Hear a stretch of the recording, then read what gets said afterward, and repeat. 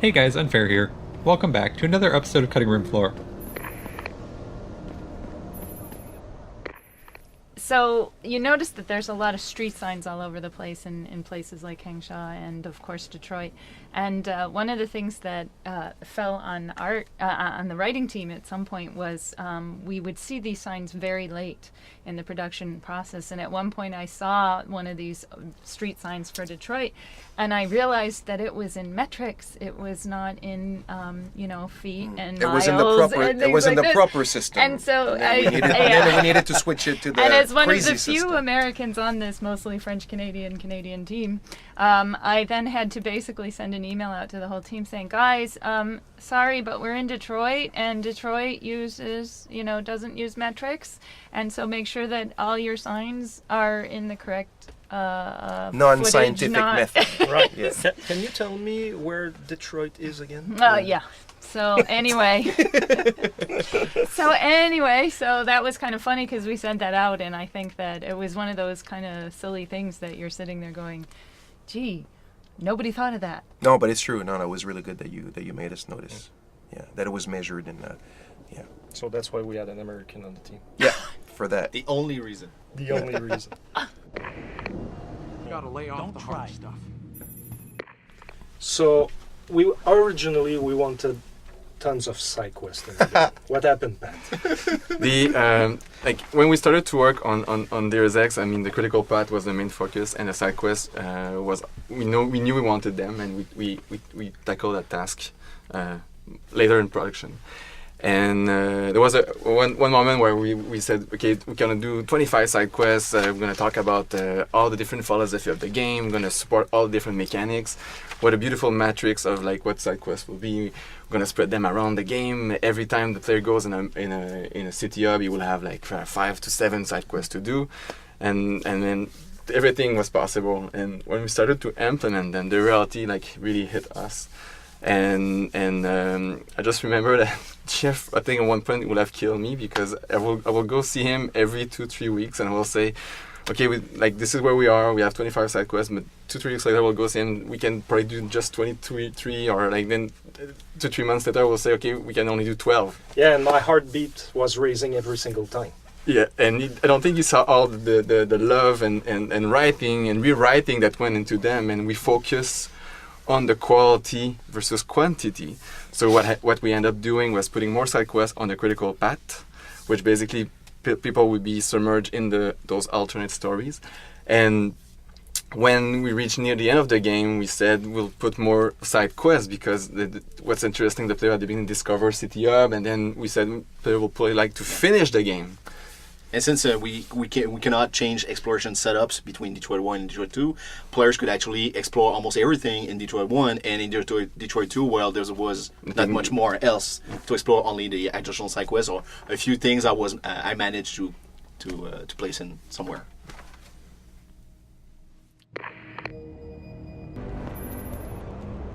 Alternate paths in the city. When we started, we kind of realized that most of our alternate paths were kind of more of the same in the sense that they were not giving you extra challenge and they were not making you use your augmentations. It was very limited. Yeah, every time we, on the level design side, one of the first things we wanted to nail right from the start is the infamous multi-path, multi-options that we so dearly like in the Deus Ex universe. And so every time we do critical path type of design for an objective or a challenge and whatnot, then when we design the actual alternate path or even secret path, because where we have almost the secret trilogy, critical path, alternate path, and secret path. The alternate path and secret path, we always try to mismatch and balance the type of challenges that we wanted. And here we have the an infamous ladder that we used to form almost the first vertical slice as well. Oh my god, yeah, I remember that. And we've tried to mix the physical object as well. The ladder to heaven? Yeah. The ladder to heaven, yeah. Oh my god. So we always try to balance gameplay options, gameplay alternatives to our alternate paths, so multi-path and multi-options as well. And actually here, what is fun is that if you're really patient, there are some boxes around that corner, and you can take 2 boxes and just throw them in front of you, jump on one. go on the second one, then pick up the old one, put it in front of you, and That's just what go I like did. that until you go over the electricity floor. Yeah, I think we liked way too much the crates in our game. And air vents. And their events. Oh yeah. Celebrity author and founder of the anti-augmentation organization. Yeah, we're in front of Wayne Haas, the lobby guy in the police station, and actually that was the first dialogue system that we nailed for the game. It was really capturing what we had in mind. We tried to go for a psychological gameplay. And still the best one, in my opinion. Yeah, in terms of the realization and everything. And but it was really with this one that we really tried to make you believe that you're talking to a real person, and that you could really have an influence on what's going on and everything. And like you said, John, it was from an animation standpoint, this one is brilliant. You really see his expressions and how that one is all portrayed. keyframed. It's all Entirely keyframe, keyframed. and it's the one that works. It works the best. You just want to slap him. That's Yeah, how good he yeah, is. You just want to like wake up. You like wuss, you know. And actually, in the original, also the design of the conversation, you can see behind him there are some pills that are into a trash can or on the shelf. I can't remember, but. Originally, you were supposed into the game mechanic to be able to look around, and if you had the right augmentation, you would spot the blackmail item that you could use in the conversation. Yeah, the original design for the special augment was much simpler than what we ended up with in the game, and it was just really like you could scan the environment and find a blackmail item, and you could then bring that up if you had the social log. And so we had written that one specifically to encapsulate that that particular weakness in Wayne's background. What And were they, like anxiety pills or something? yeah, they were antidepressants because, you know, It's he's Wayne. got such a bad Wayne. life, you know? Well, we got to say that the actor, that was the first one, like you said, for the dialogue challenge, and obviously we had the pressure to find the right guy who was going to be able to help bring this to life. And again, you know, like, God bless the stars that were shining on us, because this guy walked in and we fell in love, I forget his name, but we fell in love with him right away. And just over time, like, the guy, he brought Wayne really to life. That with the animations that were done, like you said. Again, another example of a really good fit of the visuals with the voice, the acting. Where that's really true. It all came together. Totally fits, yeah. And it worked out really well. And, like, I mean, I think through the whole 3 years or 4 years of dev, we were always saying, you know, referring to him as poor Wayne. And Poor, what's poor really Wayne. funny about it, the acting was so good, is because Wayne was never supposed to be a very important character. I think in our blueprint we just said you have a discussion with the desk sergeant. And it was really no major character that we were having at all. so And yet good. it was so good, and the animations worked so well, and the voice acting did, that he became such a memorable character that we had to bring him back later in the game. Yeah, and it's the first one that we presented to the press and to the people, so We knew his lines by we heart. saw it so many times that we were, It was like a joke at the office. Yeah, We'd say his lines All the time. continuously, you know. And the one thing that I'm sure people do notice is that, of course, the recording and all that went on during like a 3-year process. So when Elias Tufexis, who plays Adam Jensen, came in, I mean, there's a certain evolution over time that takes place organically of trying to find the character. When an actor gets into his role over time, once he found the it. voice, we never had to like bring him back and say, "Oh, listen to this," and we think you're a bit different. But you can tell that he hadn't quite perfectly found it yet. And in fact, there was one line that bugged me for like 3 years, and we did a retake at the end where he really stepped out of his character, because we were still trying to define the box of, okay, well, when you get really angry, this is how angry you get. And we were trying to define that and saying, well, think of Jensen more as a Clint Eastwood. You know, Clint Eastwood never really yells, but you can tell when he's really pissed just through the sort of grimace in the voice, you know. And he really took that to heart. And I remember he came back, he goes, I watched Unforgiven for like 3 days, and he's like, you know, I know exactly how I want to play it, because it's a very difficult scene for him, because he's got to be mad and sort of toy with them, and they have a history, but yet Jensen has to be, you're the hero, so you got to be calm, cool, and collected. Yeah. So it was quite challenging for him early on when he was still He trying wanted to find to the redo it. character. Yeah, and he did actually. This was one of the first things he ever did. And 4 years later, as we're finishing recording, we had to do a retake for the sociologue, and he heard himself and said, "Oh my God, that's horrible! I'll do it all over for free, I swear." But unfortunately, we couldn't. Too much Yeah, it was was too on late. it. So. Yeah. So now you know Elias to Fexis will work for free.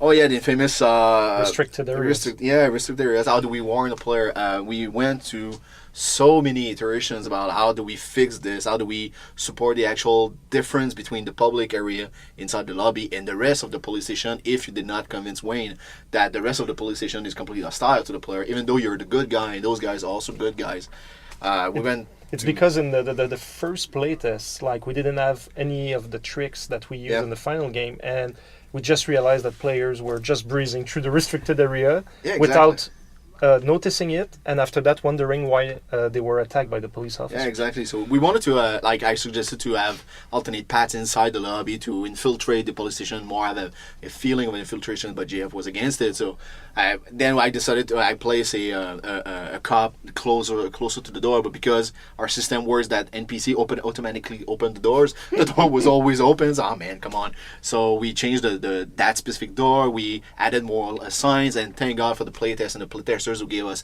really great feedbacks. And just by watching them playing, we did many iterations, and then we Eventually, find a sweet spot. we even with the signs and everything, it was still not clear enough, because some players are just like looking super fast everywhere, and they True. just go through the door, and you had to reuse the dialogue system. Yeah, I did a tweak by reusing the conversation system itself and trying to just do a very quick thing by reusing one of the barks of the character, but using it inside the conversation. That's what the character actually does, the hand signal and say, hey, blah, blah, blah, you're not supposed to be here.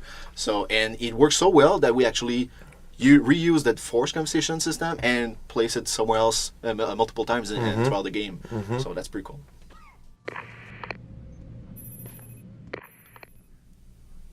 So what is interesting about the laser beam in the basement of the police station is that very few players realize that you can if you take down the police officer or anyone in them and drag them through the laser beam, then you disable the laser beams and you can pass without being detected. Yeah, that's one of the systemic mechanics that we have in the game, where we didn't went through too much information through our tutorials videos, but because we wanted also to have the player experiment and have some fun with it.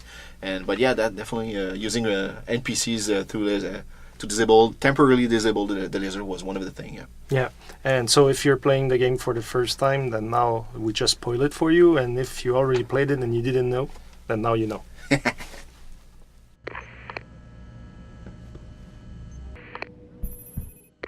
So, Frank, this looks like it might be a very special office with that sign on the door. Yeah, well, when we worked on the police station, when I designed the bits and pieces of that places, I ended up trying to figure out how to name those places, all those offices, and we reuse some of the names, like this is McCann's, so that's my name, my last name, McCann's office. And I always wanted to be a cop and an investigator. And some of my friends, like Jean-François Champagne, who worked on the side quiz, has also his name on the desk down on the first floor in the main offices. So yeah, we tried to have some fun with it. And a lot of the other names were names of famous, if I remember correctly, they're cyberpunk authors and science fiction authors. But Detective McCann here actually is in charge of some of the missing. An entire investigation, I believe, into the missing people. And as you go through the office, you can see on the walls are the pictures of some of the missing women. And this actually ties into a thread that's very, very subtle throughout the whole game, in which people have been kidnapped, women have been kidnapped, disappearing, and they end up actually in Panchaea at the end of the game. And so the names of all these women ultimately appear a lot in some of the emails that you'll discover later in the game in Panchaea, and it led to the whole missing link storyline. Exactly, yeah, that's what I wanted to add as well, is that inside the missing link DLC, inside the cargo, when I designed the cargo as well, way later on is we added those pods, those life pods down below, secret life pods, and those are kind of a reminiscence of those kidnapped people throughout the world. So yeah.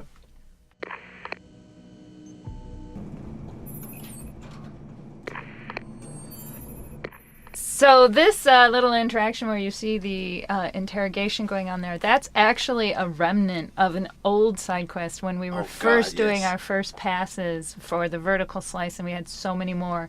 The particular side quest ended up getting cut, but we still have, we felt this part still added life, so we kept it. Well, it was good flavor for in the police station. You know, we didn't want to just have empty offices everywhere, and we thought this... while we did cut the side quests, this was a good remnant to keep that added life and flavor inside the station. That particular occupation actually really fit well inside the police station, and there's multiple traces of that old side quest. Like we were supposed to have the crying mother inside the lobby of the police station, that brother there, and then her brother was kidnapped and left alive but dying. It's like inside, walled inside one of the sewers. And is he still there? I think so. Oh crap, I forgot about him. But there's also like an apartment that's completely upside down that was also part of that side quest. We left the apartment just to have something interesting to see.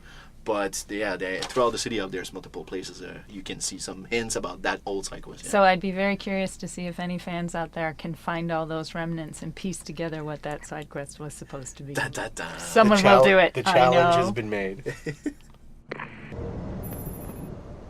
So this is a pretty funny one. This is the kind of like the electric charging box for electric cars. Obviously, we're in the future, and we said most of the cars are probably going to be electric, and there's, you know, the oil is probably going to have peaked down or whatever. What's funny though is that the box itself, its design is pretty good in terms of, you know, the mechanical design and its overall look.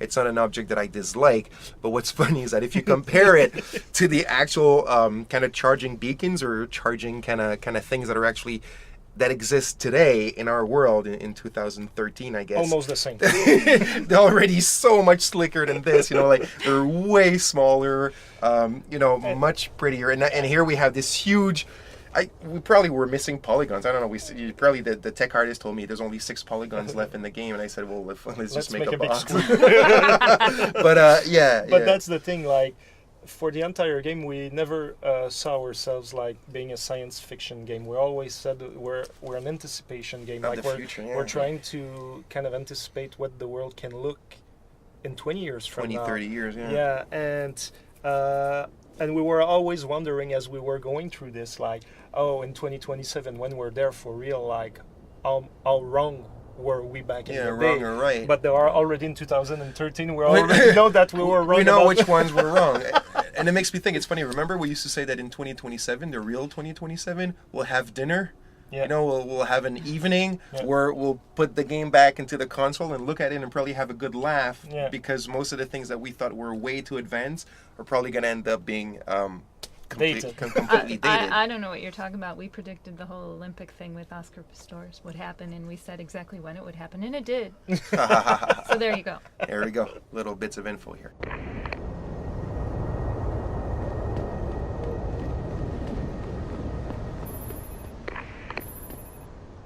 So with the limb clinic, one of the interesting thing that happens in Detroit, we say that the tension between people who can afford augmentations and those who can afford, the tension is rising and everything. And we really wanted to feel that early on in the game that was palpable, you know, it's something that you could feel. And we had this idea through the first vertical slice about this riot that just happened. Yeah. And all the work, like, it seems very simple, but all the work among level design, art design, story design to make this work and make you feel that something happened there. It was quite a lot of work, actually. And there's a reason why we did this, because there was no way we could have done a real riot. You know, because that's what we wanted at the beginning. We wanted to have like all these people. You know, first. there was a little crowd, but there then was a crowd, and we had a chant, and we recorded the chant. The first version I did is I placed a flaming car with a lot of stuff happening. That's like true. Like it was like 5 minutes ago. There was a protest, and now it's not. We even and there's also some kind of a Easter egg-ish about that story, about the event that took place that the player never saw, is the sniper rifle that you find on the gas station. True. Was just a quick story with just with two objects, a sniper rifle in the pocket, where the email on it is actually a contract about killing something, to kill one of the protesters, just to kickstart the huge riot, which actually was cancelled. That's why the player can actually find the sniper rifle. But for the riot, you had your revenge in Detroit too, right? Oh yeah. And Yeah, and also like the design of the building again shows very well a bit of the art direction for the architecture. The idea is that it looks really much like cells, like the way that the facade is done, which has to do with biology and all that kind of stuff. And it's pretty much taken from a real building that's in Tokyo, and I think it's a store actually, but it's very much alike. I have to admit, yeah.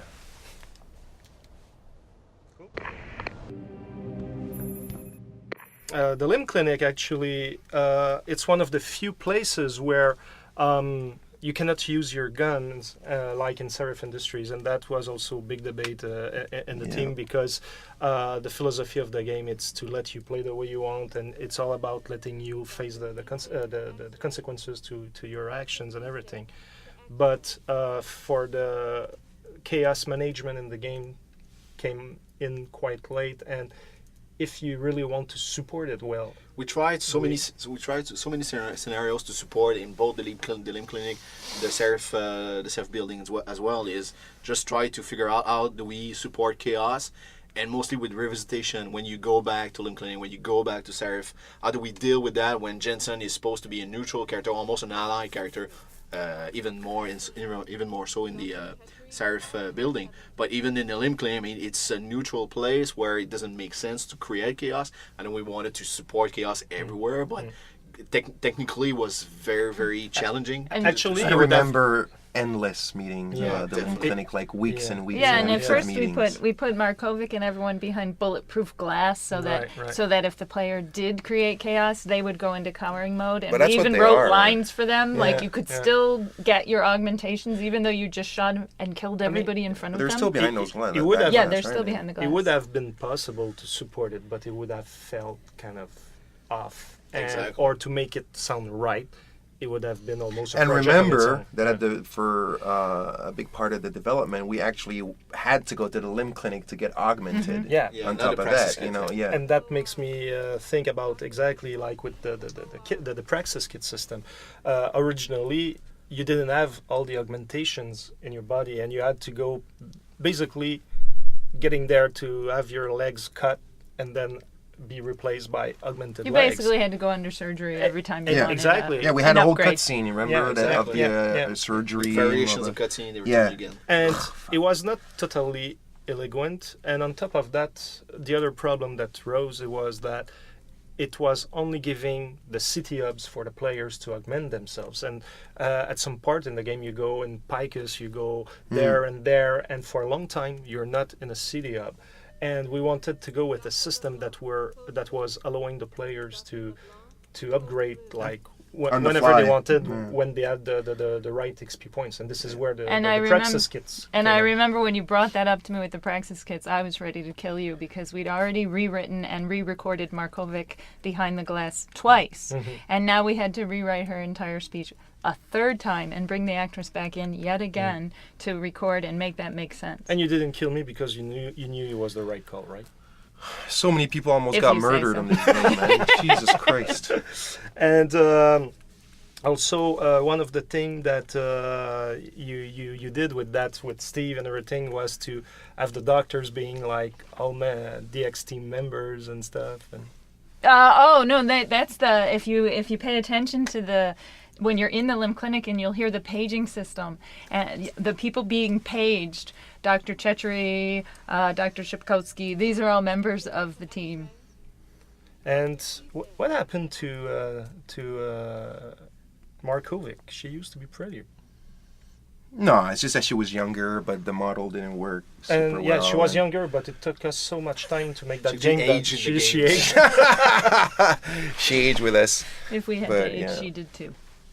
And also the visuals of the Limb Clinic. It's also one of the big cyber renaissance places of the game, and it kind of works okay, I guess. Dr. Chechery, call 27... So this is the operation room that actually, originally when we spoke about how Adam Jensen was getting augmented by like having some limbs severed and eventually be replaced, we had a cutscene where Jensen was on the operating table, and then so it was used each time that you were getting augmented. And we were going to do multiple versions of it. Absolutely. And That was back when we smoked drugs or something. yeah, but it was back in the day. Yeah, did. back in the day. You did. And when we changed the system for the Praxis kits and everything, it was the system that, like we said, you already had the augmentations. You just have to kind of awaken the power in some ways, and we didn't need that cutscene anymore, and therefore we had produced one version that was not used in the game. But as we built the game and we came with the recall.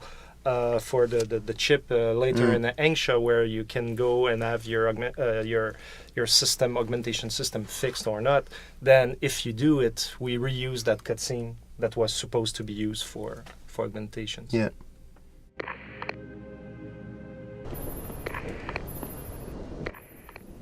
So the entry of Delaric Row, like we had this door, which was kind of the main path, the choke point to get into the game territory, but it turned out that it was really hard to draw players' attention in that direction. They were always distracted by other things, and we did tons of things here to try to draw their attention in that direction. Yeah, and trying to link this whole environment, the whole Derelict Row environment, very gameplay, very combat approach, combat supported, and to stream that environment, which visually is completely different from the rest of the city hub. Then to technically stream it properly, we had to make sure that the door is not always facing forward the street itself, and we have some kind of a S-shape type of corridor, so typical in level design, but it was very difficult because of the placement of the door itself. So. And after that, like we were kind of putting some letters that were blinking, like Yeah, there's that sign, Yeah. but it's not directly on top of that place. No, but it was it's too much high, higher. But yeah. it's just the way that we ended up lighting it, and it ended up attracting a lot of the players' Yeah. attention.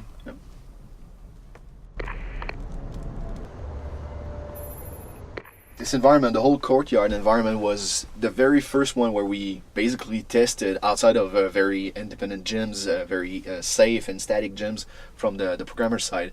But this is where the actual in-game environment, where we wanted to test, to play out with how the AI respond correctly from the player on the stealth aspect and also the combat aspect. And we had also the police station, but police station was mostly corridors. Here we had a very open type of environment with verticality and whatnot. So it was a very old environment, but it was almost a test gen that we actually produced and left in the game. So